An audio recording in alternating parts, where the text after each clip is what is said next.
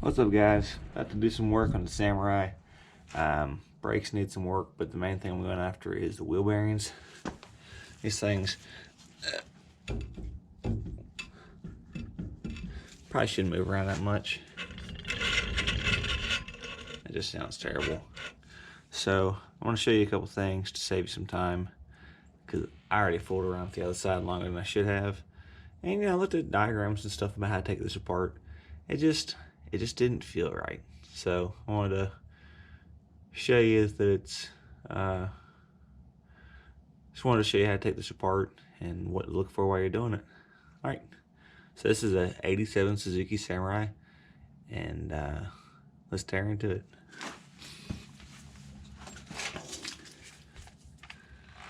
So the first thing I'm going to do is I'm going to take 17mm impact and take the 4 bolts out of the inside of the hub here, and that holds your brake drum to the actual shaft flange.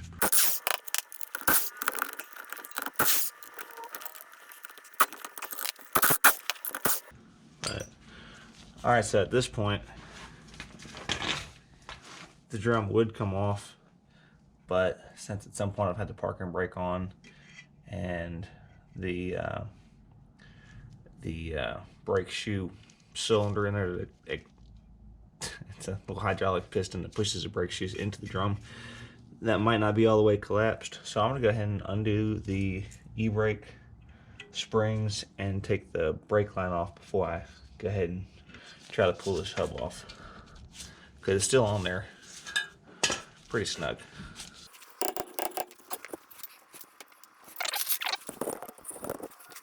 Alright, I'm going to undo the springs for the e-brake. Pull that guy out.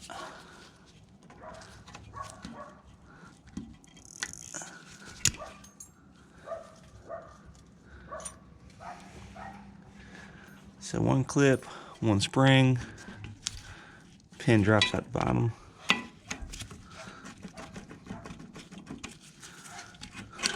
E-brake's disconnected, and this guy can relax. I thought there was something else to do on this. Either way, keep those together. Don't lose them. So now we're back here on the brake line.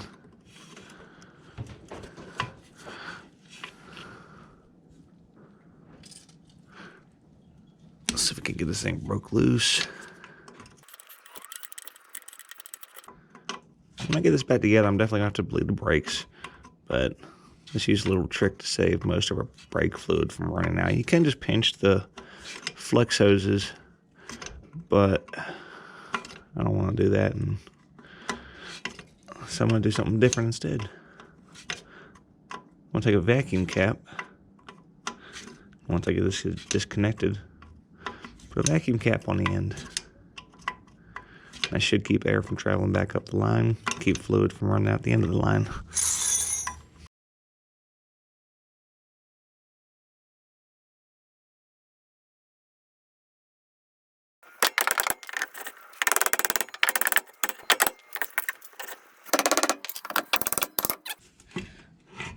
There's a drum. Good old nasty drum. Those springs and things.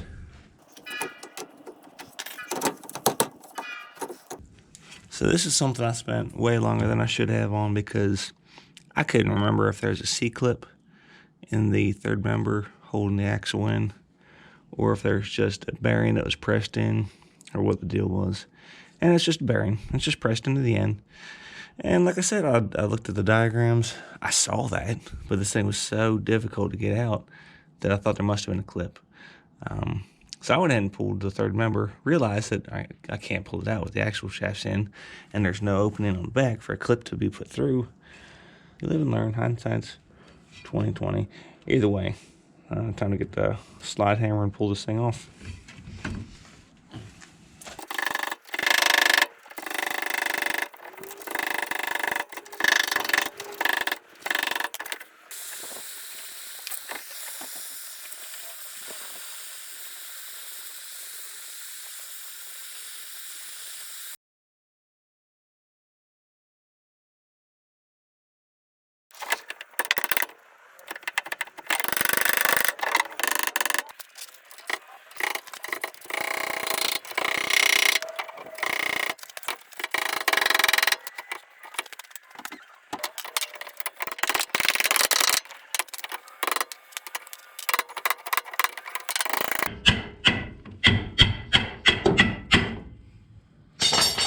There it goes, that was terrible.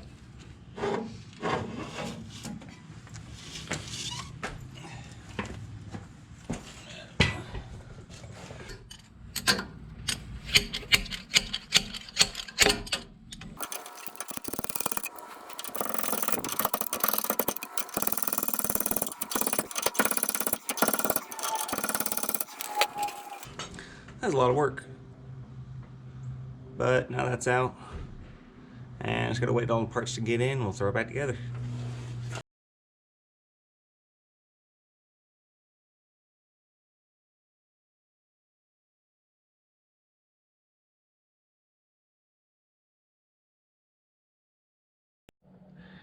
Alright, now I got both axle shafts out, and I gotta get the bearing off. Bearings are trash. I don't plan on saving them for anything. So we're gonna go the quick and easy method of just cutting them off because I don't have a shop press. So the quick and easy method to get these bearings off without a shop press is just to cut them in half, or mostly in half, and then hit them with the chisel until they fall off. They're hard. It's kind of like scoring paper, so you can tear a nice edge. And you just score a line, chisel them off, and they'll come undone. Let's do it.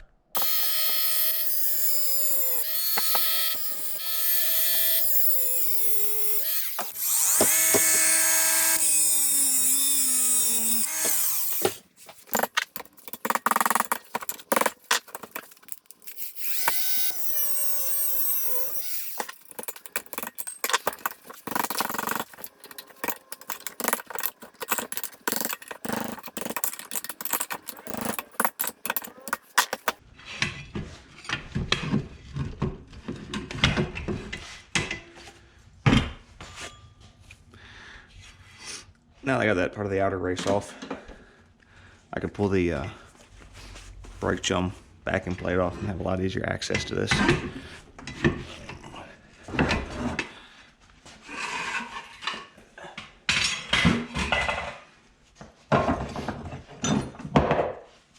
So I've done this cut through the outer race, remove the bearing retainer, and now I gotta cut through the inner race and the outer bearing retainer.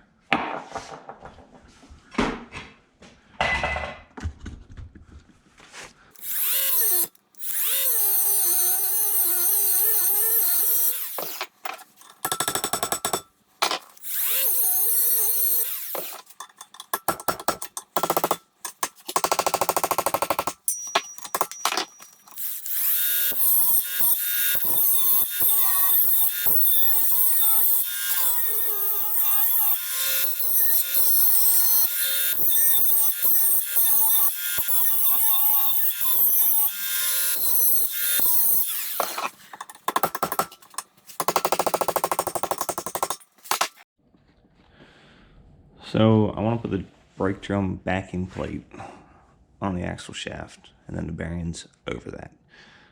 Don't forget to put the backing plate on first because the outer race of the wheel bearing will not fit through the hole. So I want something good to hammer on. I don't want to drive these studs back out.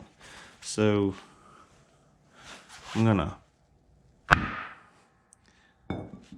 mark 4 holes, and I'm gonna drill these out in the wood so this can sit down flush.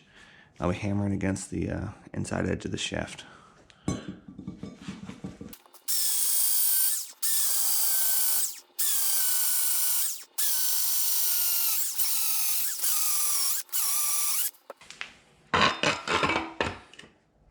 It's gonna face that way.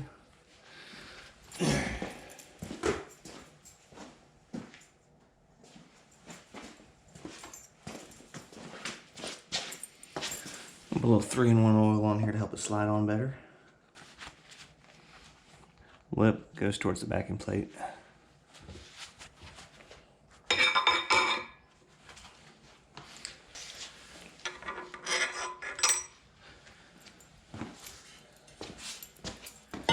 Put the old bearing fouler on there to protect the new bearing. There's a pipe. I'm just gonna hammer this thing on down.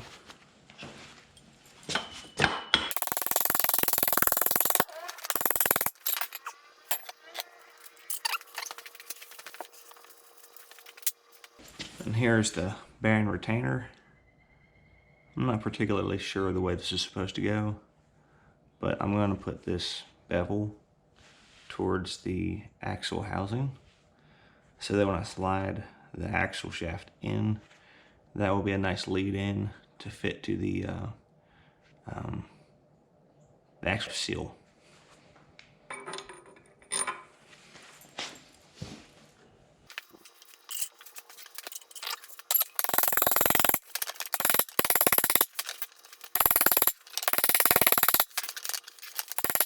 Seal.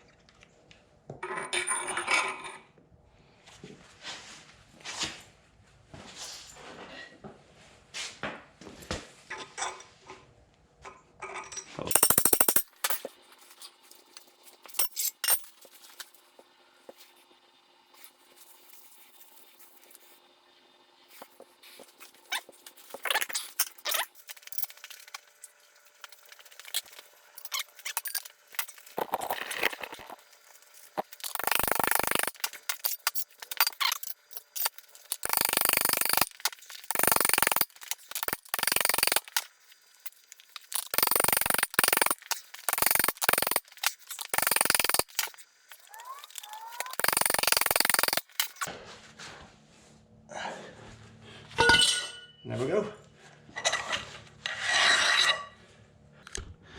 2 fresh rear axle bearings, and all you need is a slide hammer and a pipe. Y'all take it easy, put it back together the same way it came apart.